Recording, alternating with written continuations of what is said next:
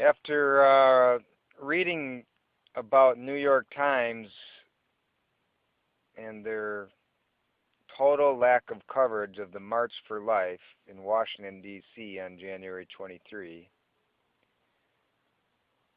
I have investigated further and found out that, in fact, they do this on a regular basis. This is the fifth year they've ignored the March for Life, where hundreds of thousands have been in Washington, D.C. marching,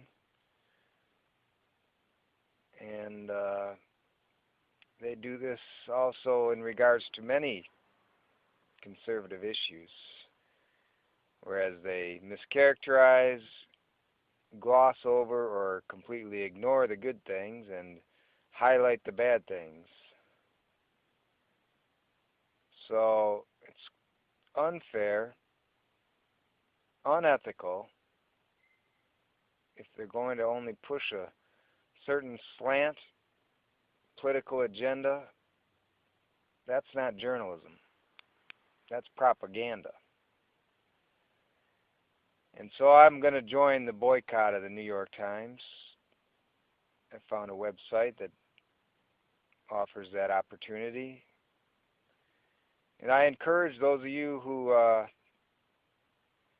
pro-life and come from a Judeo-Christian perspective and belief and affirm traditional marriage and things that come from a more conservative spectrum,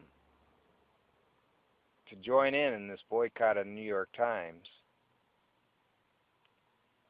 And I might add that Washington Post is not far behind the New York Times in the same skewed coverage of events around the United States.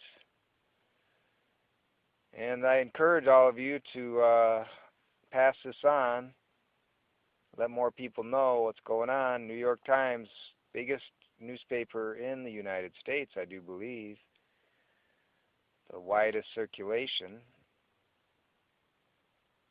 most read newspaper, and they're letting down a lot of good Christians and conservatives around the United States and around the world. They're ignoring us, they're laughing at us, and it's an insult, and you have the right to object to it and to boycott them. So I encourage you to do so.